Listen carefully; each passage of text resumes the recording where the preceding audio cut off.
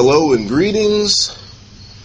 My name is John Gresham. I am the pastor of Trinity Baptist Church. And today we will look at the Sunday school lesson for September 18th, 2011. And this lesson comes to us from the International Lesson Series.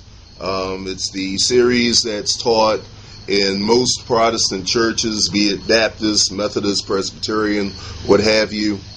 And the lesson comes to us from Proverbs chapter 15, verses 21 through 33. That's Proverbs chapter 15, verses 21 through 33.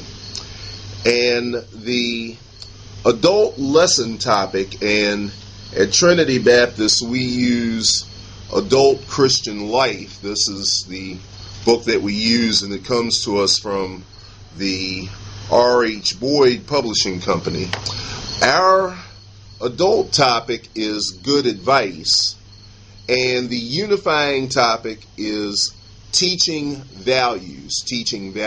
And for those of you who know of the book of Proverbs, you know that Proverbs is a collection of wise sayings. Most of them are attributed to King Solomon, but there are some wisdom sayings, some wisdom phrases that are given by others in this book of Proverbs. And we are in some of the Proverbs that are attributed to Solomon. Now, for those who have ever tried to teach the book of Proverbs, you know that this is a book that's a little bit different and somewhat more challenging than trying to teach from, let's say, the Gospels, where you have a narrative of Jesus healing someone, or different than one of Paul's epistles, where Paul has this paragraph of a certain thing that he's trying to convey, a certain message that he's trying to convey. And those narratives take a number of verses that all work together. Whereas in Proverbs, you have each verse, which is a concise and clear lesson by itself. So it's easy to just decide, if you're going to teach this lesson, it's easy to decide, hey, you know what, I'm just going to teach this thing verse by verse. And if that's what you wish to do, if that's how you wish to teach the lesson, then by all means go ahead. I'm a person who likes to stick with what works, and I think that a method that has worked for me over the years is to divide the lesson into 2 to 3 groups. And with these groups, what I try to do is bring out the meaning of what those verses are saying, rather than to go verse by verse. It's a good way of teaching something that's more narrative, like one of the miracle lessons of Jesus or one of the teachings of Paul. It's more of a challenge to do it in a group method when you're teaching something like Proverbs, but I'm going to do it this way. And again, Proverbs chapter 15, verses 21 through 33. I want to look at the lesson in 3 different areas. First, I want us to look at verses 21 and 22 by themselves. And if I had a title for these 2 verses, I would call it, Who Are You Listening To? Who are you listening to? And I'm reading from the New International Version. I have a King James Version, a New International Version, and a Revised Standard. It's kind of an old Revised Standard version, but nevertheless, it's still a good version to use. Reading from the New International Version, 21 and 22. Folly delights a man who lacks judgment, but a man of understanding keeps a straight course. Plans fail for lack of counsel, but with many advisors, they succeed. What King Solomon notices, and what King Solomon is trying to convey, is that people need to learn to listen and listen to the right things. Notice in that first verse, in verse 21, it says that folly delights a man who lacks judgment.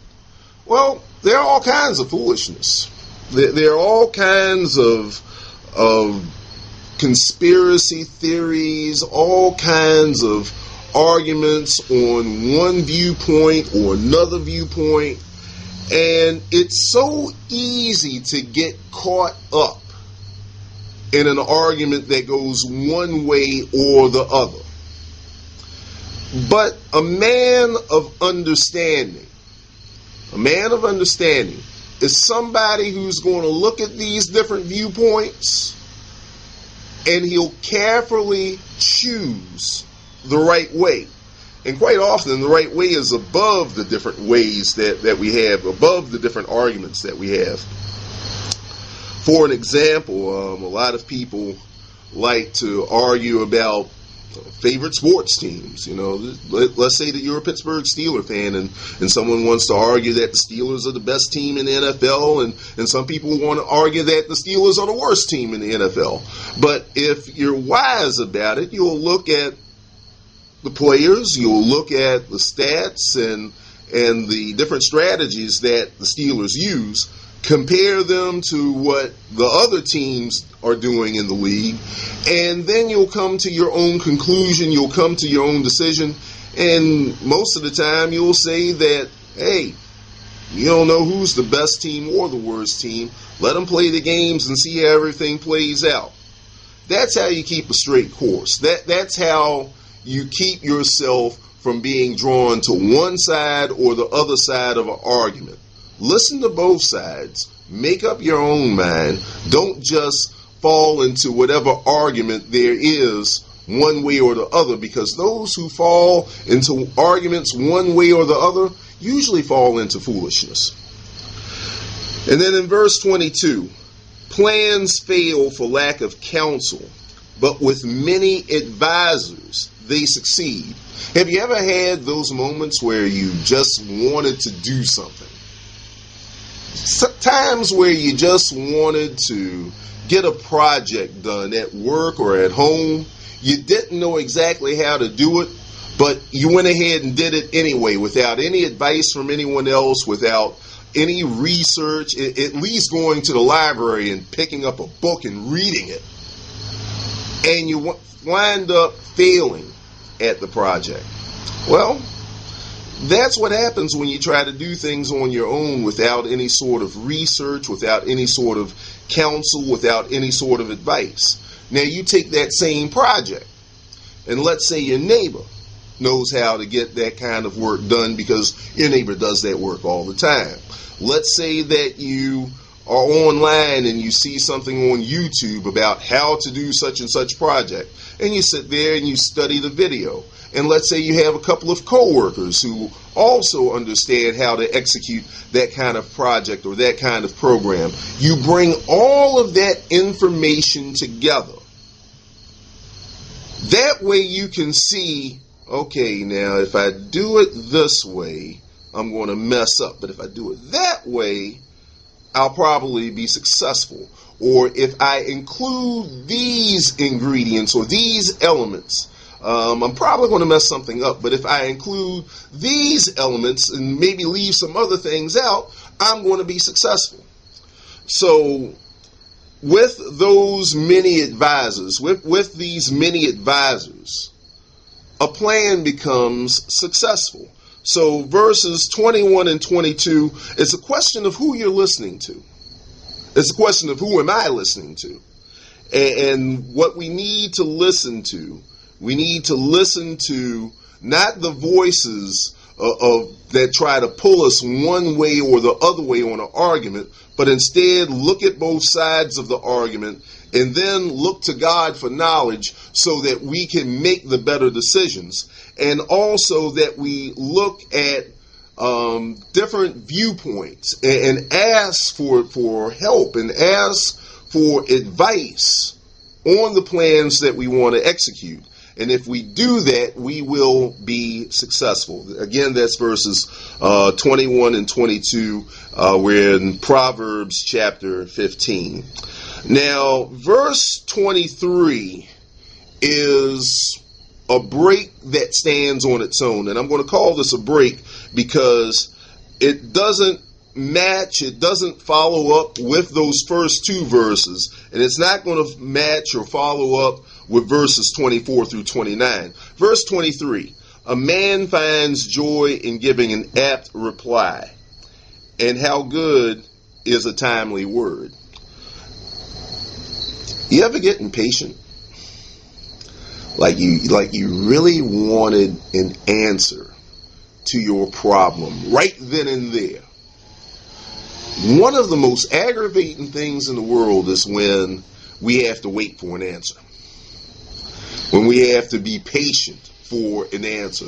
And sometimes the idea of waiting and being impatient will wear on our last nerves. So there is joy when an answer is given and when an answer is given quickly. And how good is a timely word? You know, sometimes we get to points in our lives when I guess we are struggling because we're feeling down, we feel low, we feel depressed, we feel confused. And then all of a sudden somebody says something to us that speaks to where we are mentally. And it's like a shot of adrenaline. It just changes our whole mind frame. It changes our whole perspective.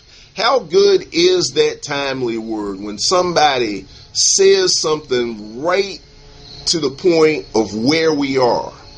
Maybe you've been in church and, you know, the preacher might have preached a sermon that, I mean, a whole 35 to 45 minute sermon. That just dragged on and it really didn't touch you. But here it is, somebody sitting in the pew across from you. After service, they might say that those one or two encouraging words and bam. That's what really makes your day. That's what really causes you to praise God right there in your heart. It's a timely word, and sometimes the timely word doesn't come from the pulpit all the time. Yeah, I know I'm telling on myself, but still, the timely word is the most important thing, and it's a good thing to have a timely word. It's a good thing that the word comes to us quickly. Like I said, verse 23 kind of stands on its own. It's not with verses 21 and 22. 21 and 22, what are you listening to? Verse 23 is that quick and timely word. I don't know, maybe it does fit in, but it didn't seem to fit in at first. But again, you can include it with verses 21 and 22 if you wish. I prefer to let that one stand on its own. Okay, going into verses 24 through 29, I would like to call this group of verses, I want to call this group of verses the path to life. The path to life. This is what we have, and again, reading out of the New International Version. The path to life leads upward for the wise to keep him from going down to the grave. The Lord tears down the proud man's house, but he keeps the house. The Lord tears down the proud man's house, but he keeps the widow's boundaries intact. The Lord detests the thoughts of the wicked, but those of the pure are pleasing to him. A greedy man brings trouble to his family, but he who hates bribes will live. The heart of the righteous weighs its answers, but the mouth of the wicked gushes evil. The Lord is far from the wicked, but he hears the prayers of the righteous. Verse 24 sets the tone. And not only does it set the tone for this section of verses, I believe that it really sets the tone for all of the book of Proverbs, or at least is a contributing tone for the book of Proverbs. And that is the path to life. That's why we go to Sunday school. That's why we attend church, that we attend midweek services. And better yet, that's why we worship in our own homes as well. You know, I think it's kind of a shame people just want to worship at church. And yet, how long is church? A couple of hours on a Sunday? What about Monday? What about Tuesday? What about Thursday? Certainly we spend a whole hour, 45 minutes, 2 hours watching our favorite television shows. I think that if you can spend time watching your favorite TV show, you can certainly spend time in private worship at home. But maybe I'm getting off the path here. But the path of life, that's our goal, that's our aim. And these verses 24 through 29, support this theme of the path of life. The path of life leads upward for the wise. The wise are the ones who seek after this path of life. And those who seek are the ones who will find. And will keep him from going down to the grave. Not so much that just because you're wise doesn't mean that you're not going to die. We all have to die sometime or another. But wisdom keeps us from dying before our time. Wisdom keeps us from dying in ways that we shouldn't die. You know, you take, for example, touching a live electricity wire in the middle of a thunderstorm. Chances are that if you are wise enough to know that doing such a thing will kill you, you will avoid it and you're going to live. But if you don't know any better, or if you have the arrogance to believe that somehow or another it's not going to affect you, guess what? You will be killed dead as a doornail right there on the spot. So yes, the wise are the ones that will find that path of life, and it will lead upward for the wise.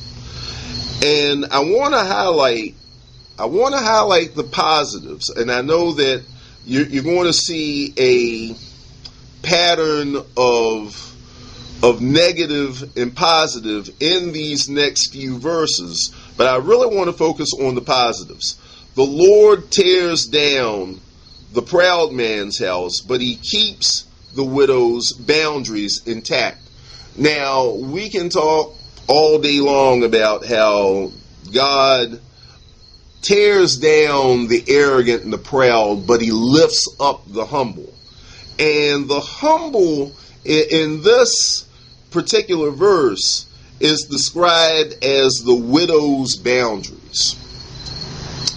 Why the widow's boundaries? Well, let's consider for a moment. A widow has no husband. A widow has no male protection. A widow has no male to provide for her. So anything that a widow has, anything that a widow receives, any way that a widow is shielded from hurt, harm, and danger, that widow is grateful and thankful. And this is the reason why the widow's boundaries are protected, because she understands that all protection and all good things come from the Lord. Whereas the proud man says, well, I'm a self-made man. I worked hard. I did this. I did that. And I made it myself. Yeah, right. You keep on believing that you made it yourself. The fact is that if it had not been for the Lord on your side, you would not have been able to do anything. And I think too many people have this mentality of, I did it on my own, I did it myself. And don't get me wrong, I think that people ought to be proud of who they are, racially or ethnically, and certainly nationally. You're proud American, you're proud to be black, you're proud to be white, you're proud to be this or whatever. But overall, the way to seek life is to seek the same sort of humility and reliance on God that the widow has. So yeah, work hard, work smart, try to make something of yourself. But always remember, it's because of the Lord and not because of who you are and what you do that you have something. Because God can take it away very quickly. The Lord detests the thoughts of the wicked, but those of the pure are pleasing to him. Purity is something that we ought to be seeking after. Purity is something that we ought to be consumed with, that we ought to challenge ourselves to go towards. Too often we look for the impure things, and the impurities wind up polluting our minds, wind up polluting our souls, and we really find our souls spiritually warped because of the things that we're seeking are not the things of God. And when it comes to purity, okay, let's take, for example, movies and television. I remember there was a time in my life, when you're a teenager, you look for stupid things. You look for, I don't want to see nothing rated, no G movies. G movies are for babies. I want to see something PG. I want to see something R, and God forbid, we've all been there. I want to see something X rated. Yeah. But what good comes out of all that? What good comes out of seeking the impure? When you seek X-rated movies, can you have a level-headed conversation with a female the next 5 minutes? If you're walking around with foul language all the time, walking around cussing all the time, do you think that people who can help you advance in your career really want to be with you? No, definitely not. And pure thoughts don't always mean that, oh, well, I'm going to be pure, so I got to talk religious all the time. I got to talk holy all the time. I only have to listen to Christian radio. I want to be pure, so the only thing I can do is watch Trinity Broadcast Network or Daystar or Word Network. Guess what? If you turn your television to PBS, there's a lot of pure stuff on PBS. Children's programs, nature programs, science programs, history programs. And as far as music is concerned, again, let me confess, I'm a big jazz fan. I love jazz. And, I'm listening to the instruments. I'm listening to the composition and how the artists play off, how the musicians play off on each other and with each other. So don't get the idea that just because you're seeking purity means that, you've become a monk and you're living somewhere on Mount Athos or whatever. But purity is just simply trying to put your mind on positive things, on hopeful things, on things that are creative and not things that are destructive. A greedy man brings trouble to his family, but he who hates bribes will live. He who hates bribes. I mean, that means just getting to a point of life where anything that you didn't earn, you don't want it. Anything that you didn't earn and it's coming to you with some strings attached, you know how it is. And I think this happens especially in politics, especially with big business. You know, quid pro quo, I think the thing of it is, what you do for me, I'll do for you. You back me on this project, I'll back you on this project. You back me on this bill, I'll back you on this other bill. No, that's the way that a whole lot of businesses and a whole lot of nations get messed up. Bribing, corruption, Washington lobbyists, payoffs in boardrooms. If you hate that kind of thing and won't accept that kind of thing, if the only wealth, if the only gifts you want in life are the things that you've earned and the things that people give you out of love or give you out of respect or out of sheer kindness, if those are the kind of gifts that you love, if that's the thing that you want to receive, then you're going to live.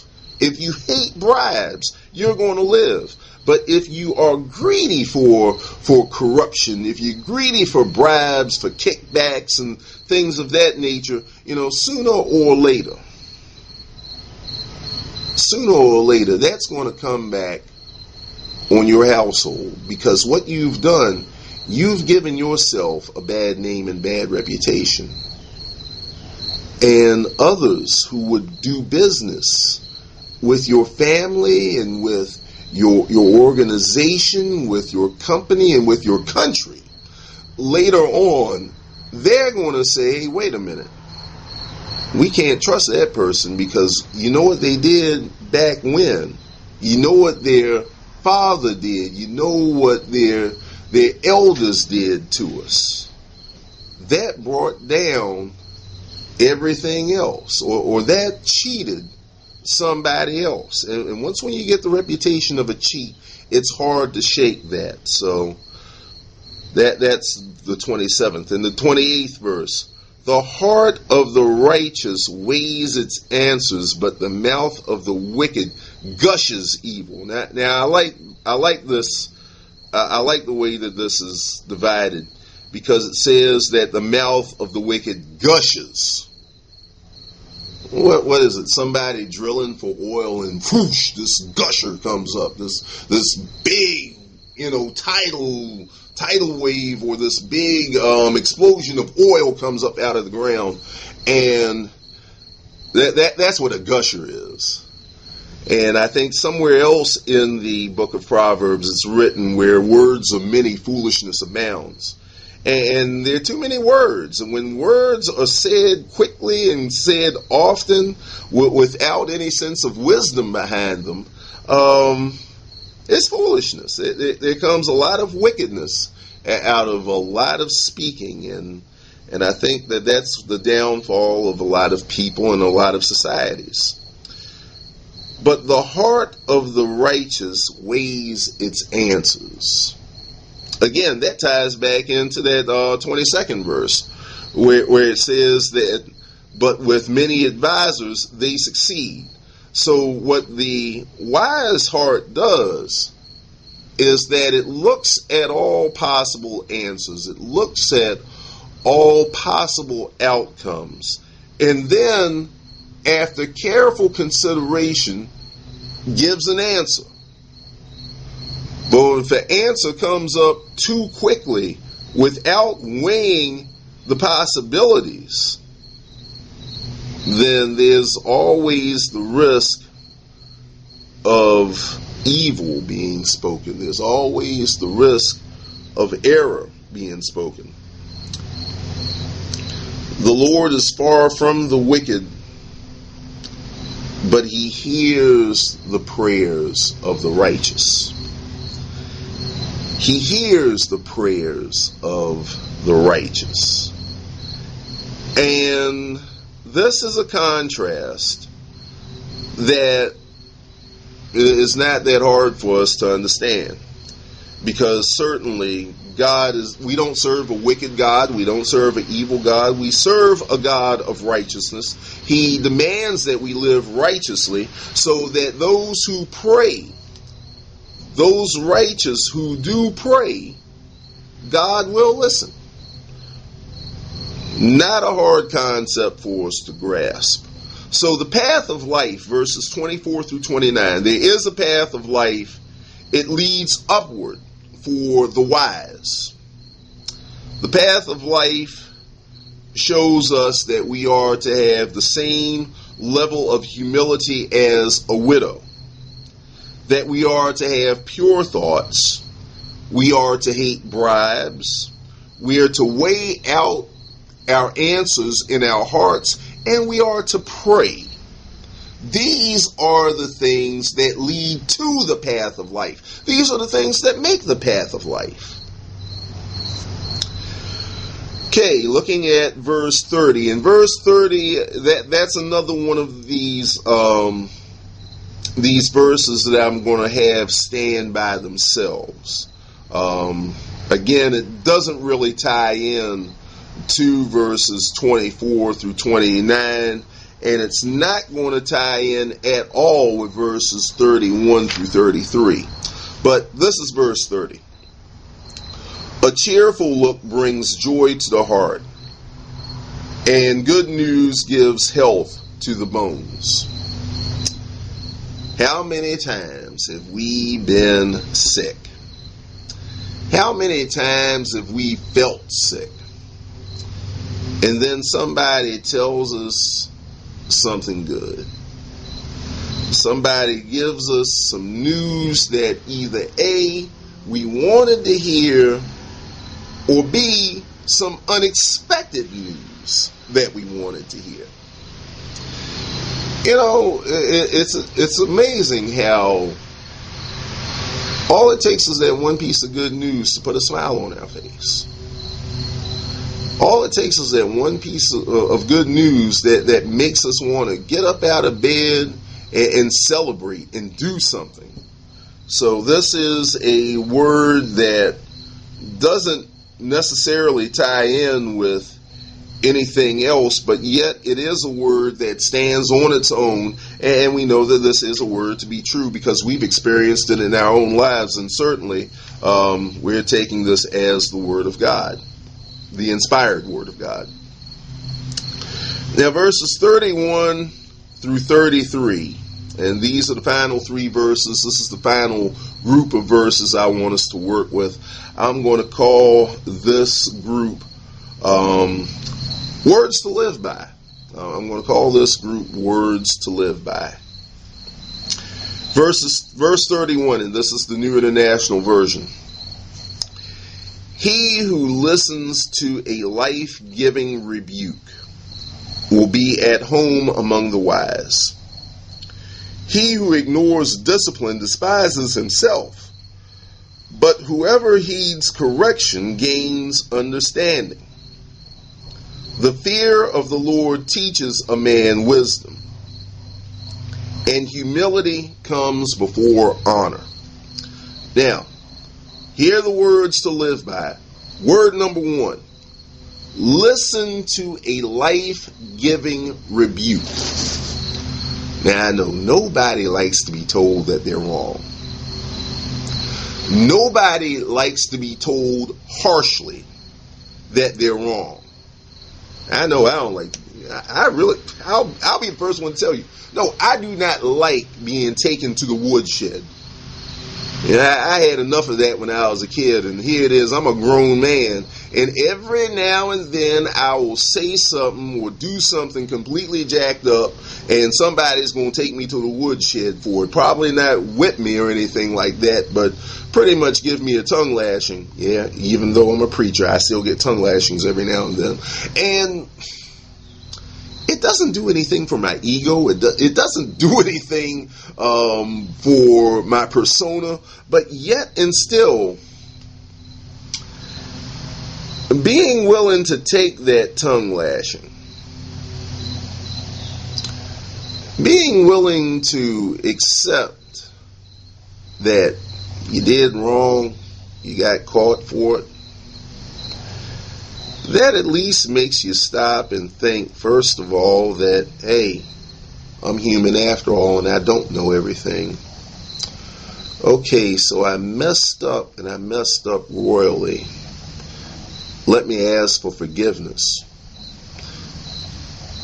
And now that I've seen what my wrong is, now let me see, how do I make my wrong into a right? That builds character. Being willing to listen to a life-giving rebuke builds character. And people who are willing to have their character built up, that's wisdom. That is wisdom. He who ignores discipline despises himself, but whoever heeds correction gains understanding. Now, it was bad enough getting corrected when you were like, okay, when I was 3 and 4 years old. No, I did not like getting corrected. I did not like the fact that my mother could have a fly swatter in her hand immediately, or my father with his right hand going up against my backside. I didn't care for that at all. But that correction kept me out of trouble. And I didn't like being corrected as a teenager. I didn't like being grounded and having privileges taken away from me. But those corrections kept me from doing things that were much worse. And even now as an adult, I hate, you can't tell me I'm grown, who you think you are? You can't correct me. But heeding correction lets me learn from my mistakes, lets me learn how to do things better the next time, so that when the opportunity comes for me to do something again, I don't make the same mistakes. In fact, I do the thing better than I had done it before, or better than I could have done it had I not learned from my mistakes. So, heeding correction. You're never too old to heed correction. As long as you live on this earth, and I found this to be true in my life, as long as you live on this earth, you're going to mess up.